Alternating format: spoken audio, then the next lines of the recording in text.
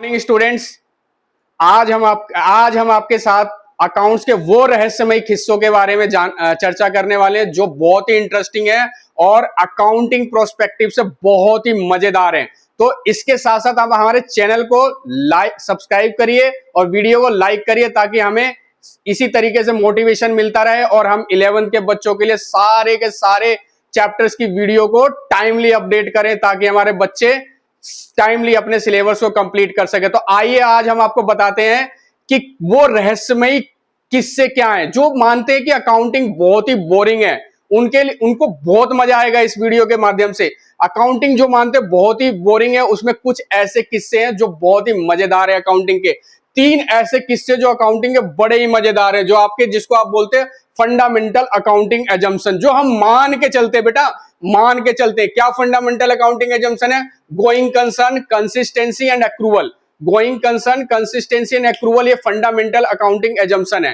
ये 3 एजम्पशन है बेटा जो हर बिजनेस में मान के चला जाता है कि ये होगा ही होगा। ये ऐसा रहस्यमय किस्सा है जो बड़ा ही इंटरेस्टिंग है। जैसे सबसे पहला है गोइंग कंसर्न। गोइंग कंसर्न का मतलब क्या है? हम मान के चलते कि business run forever, business continue चलता रहेगा चलता रहेगा चलता रहेगा। ये हम बेटा मान के चल रहे हैं। ये क्या है? फंडामेंटल अकाउंटिंग एजम्पशन है। ये एजम्पशन है, ये एज्यूम करके मान के चलते हैं बिजनेस के अंदर कि गोइंग कंसर्न क्या बोलता है? The business will keep going, business continue चलता रहेगा, business run forever, business will continue to operate for a long time and is not going to be shut down any time in soon. मतलब बहुत जल्दी business बंद नहीं होगा, business मेरा सालों साल चलता रहेगा। अब बेटा ये मान के क्यों चलते हैं? अगर ये नहीं होता नियम, ये कहीं लिखा हुआ नहीं है, ये नियम बना हुआ है, ऐसे ही मान के चल रहे हैं कि बिजनेस रन फॉर एवर। बेटा अब ये मान के क्यों चल रहे हैं कि बिजनेस रन फॉर एवर? अगर ये ऐसा नहीं होता तो मान लो कि चंदू हलवाई ने हलवाई की मिठाई बनाने की कोई मशीन लगाई 10 लाख रुपए की। तो चंदू हलवाई ने मिठाई बनाने के लिए 10 लाख रुपए की कोई मशीन लगाई, तो बेटा वो पहले साल ही 10 लाख का खर्चा डाल देगा, उसकी बुक्स में लॉस आ जाएगा।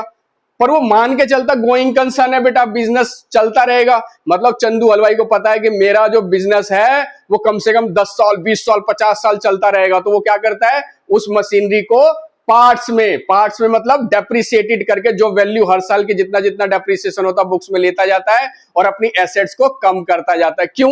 अगर ये अकाउंटिंग एजम्पशन नहीं होता, गोइंग कंसर्न नहीं होता, तो चंदू हलवाई को क्या सोचना होता कि भैया मैंने तो 10 लाख रुपए की मशीनरी लगाई है, अब मैं अपनी बुक्स के अंदर 10 लाख डाल दूंगा इसी साल में, अब अगले साल क्या करूंगा मैं भाई? अगले साल तो बड़ी मुश्किल हो जाएगी।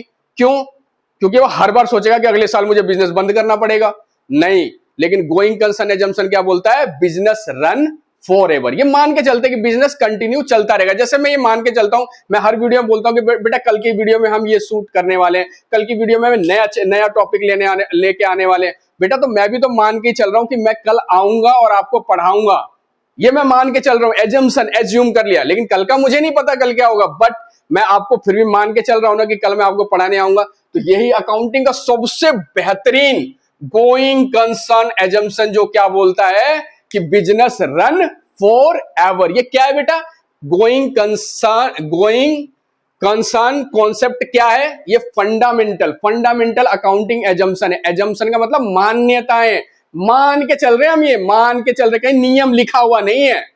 ये नियम लिखा, मेरे कोई नियम थोड़ी लिखा कि मैं कल आपको पढ़ाने आ जाऊंगा, बट मैं मान के चल रहा हूं कि मैं कल आऊंगा बच्चों के साथ और नेक्स्ट वीडियो में मैं बच्चों के साथ ये टॉपिक डिस्कस करने वाला हूं। मैंने ये मान लिया। इसी तरीके से बिजनेस में भी हम ये मान लेते कि हमारा बिजनेस कंटिन्यू लंबे समय तक, बेटा हमेशा कोई भी बिजनेस करेगा तो यही तो मान के चलेगा कि मेरा बिजनेस सालों साल दिन रात चौगुनी तरक्की करेगा और कई सालों तक चलेगा। तो फंडामेंटल अकाउंटिंग एजम्पशन जो सबसे पहला है क्या है? वो going concern assumption.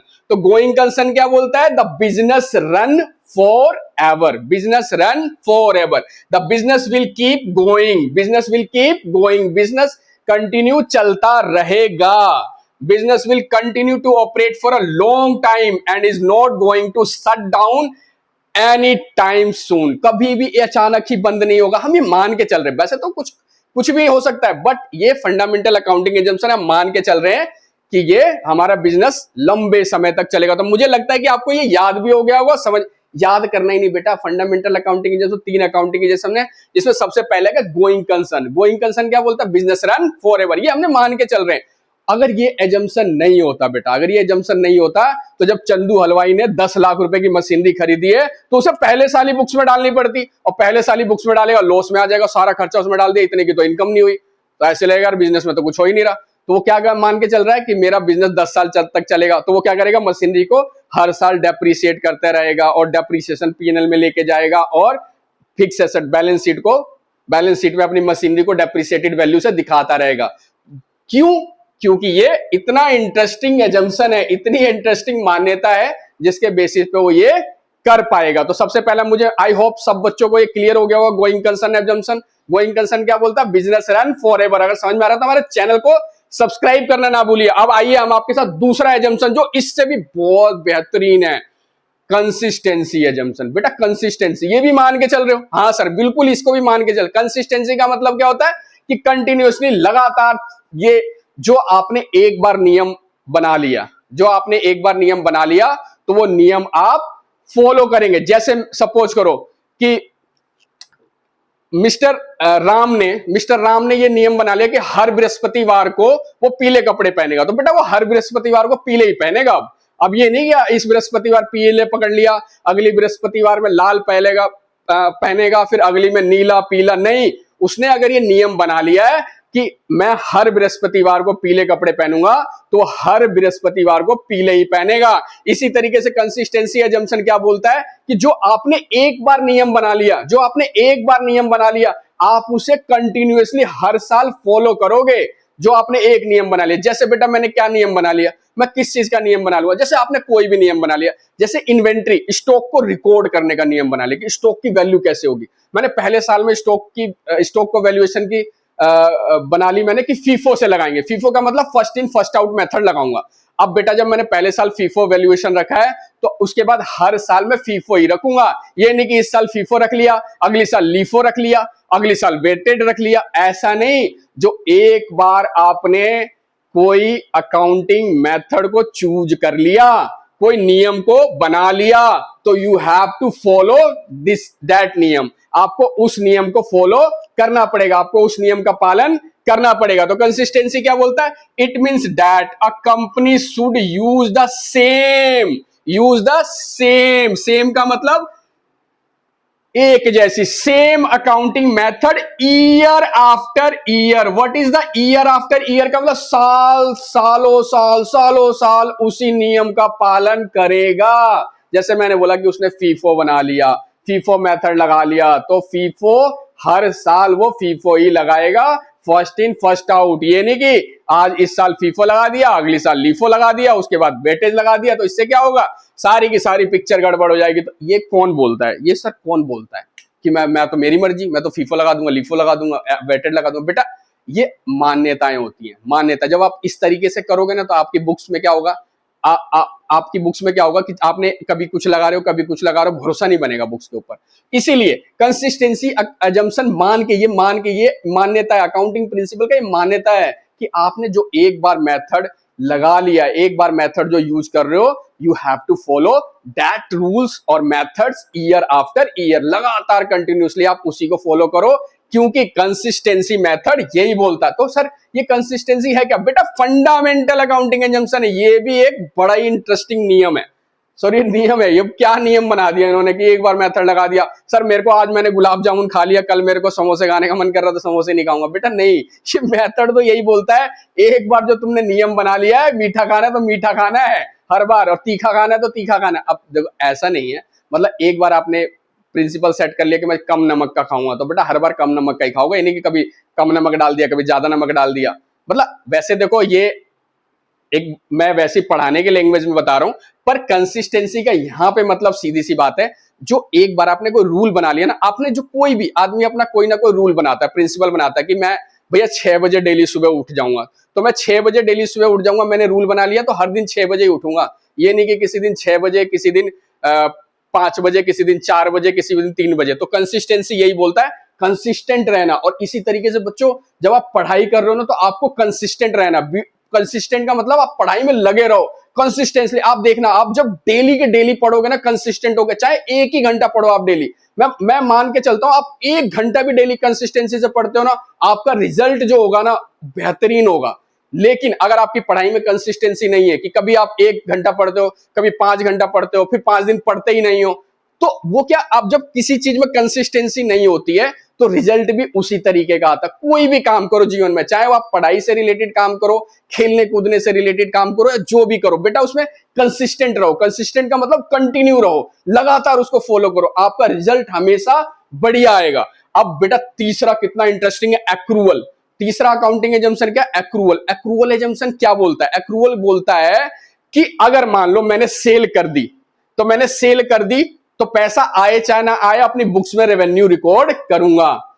If I sell the goods whether money received or not, I will book the revenue in our books. मैं अपनी बुक्स में रेवेन्यू बुक करूंगा। मतलब आपने माल बेच दिया, आपने माल बेच दिया है तो आप बुक्स में रेवेन्यू रिकॉर्ड करोगे, चाहे माल का पैसा आया या नहीं। पैसा का आना या ना आना इंपॉर्टेंट नहीं है। यहां पे क्या बोलता है एक्रूवल, बेटा आपने माल बेच दिया, रिकॉर्ड करो। इसी तरीके से अगर आपने कोई खर्चा कर दिया है, आपका खर्चा हो गया है, तो चाहे आपने उसको पे किया है या नहीं पे किया है, आप उसको बुक्स में खर्चा बुक करो। मतलब अगर आपने कोई एक्सपेंस कर दिया है तो चाहे उसकी पेमेंट हुई है या नहीं हुई है, आप उस पेमेंट को बुक्स में लिखोगे। और अगर आपने कोई इनकम, कोई माल या गुड्स सर्विसेज बेच दी है, तो चाहे पैसा आया है या नहीं आया है, आप उसको बुक्स में रिकॉर्ड करोगे। तो एक्रूवल सीधी सी बात बोलता, पैसे के आने जाने से मेरे को कोई मतलब नहीं है, पैसे के आने जाने से मेरे को कोई मतलब नहीं है। मेरे को किससे मतलब है कि मेरा माल बिक गया है तो मैं रिकॉर्ड करूंगा, मेरा खर्चा हो गया है तो मैं रिकॉर्ड करूंगा। तो बहुत बच्चों, तो कितना इंटरेस्टिंग था फंडामेंटल अकाउंटिंग एजम्पशन। कई बार एग्जाम में 4 नंबर 5 नंबर का शॉर्ट नोट्स आ जाता है, कि एमसीक्यूज भी आ जाते हैं इसके ऊपर कि फंडामेंटल अकाउंटिंग एजम्पशन बताओ। बहुत सिंपल, क्या कुछ है ही क्या इसमें, मैंने इतना टाइम लगा दिया, 2 मिनट का काम था ये। फंडामेंटल, गोइंग कंसर्न, कंसिस्टेंसी और एक्रूवल। गोइंग कंसर्न, कंसिस्टेंसी और एक्रूवल। गोइंग क्या बोलता है, बिजनेस चलता रहेगा। कंसिस्टेंसी क्या बोलता है, जो मेथड लगाया वही लगाते रहो। और एक्रूवल क्या बोलता है, माल बिक गया रिकॉर्ड कर लो, खर्चा हो गया रिकॉर्ड कर लो, चाहे पैसा आया या नहीं आया। तो कैसा लगी आपको हमारी वीडियो, कैसी लगी? अब नेक्स्ट पार्ट में हम इस चैप्टर के और भी जो अदर कॉन्सेप्ट है उसके ऊपर डिस्कस करेंगे। लेकिन मैं आप लोगों को बोलता हूं कि आप हमारे चैनल को सब्सक्राइब करना ना भूलिए, ताकि हम आपको इसी तरीके से और ज्यादा, आप जब हमारा चैनल सब्सक्राइब करेंगे, लाइक करेंगे, देखेंगे, हमें ज्यादा मोटिवेशन मिलेगा और हम ज्यादा से ज्यादा वीडियो को आपके साथ शेयर करेंगे, अपलोड करेंगे। क्योंकि हमारा मेन मोटिव क्या है बच्चों, मेन मोटिव है हमें अपनी पढ़ाई से रिलेटेड, 11th से रिलेटेड जो भी सब्जेक्ट है उसको हर बच्चे को, चाहे वो गांव में बैठा है कहीं पे भी बैठा है, उसको फ्री ऑफ कॉस्ट प्रोवाइड करना और एक अच्छी क्वालिटी की वीडियो बताना और अच्छे कॉन्सेप्चुअल और बिल्कुल ही सिंपल टर्म्स में बच्चों तक अपनी बात को पहुंचाना। और ये तभी हो पाएगा जब बच्चे हमें कमेंट बॉक्स में लिखेंगे कि सर आपको हमें ये बात समझ में आई या नहीं। क्योंकि हमें अभी कुछ नहीं पता चल पा रहा है कि बच्चों का फीडबैक क्या है, बच्चों का फीडबैक, क्योंकि हम अभी तक ऑफलाइन पढ़ा रहे थे। ये फर्स्ट टाइम ऐसा हुआ है जो ऑनलाइन, हम ऑनलाइन प्लेटफॉर्म पे आए, हम बहुत ही नए हैं।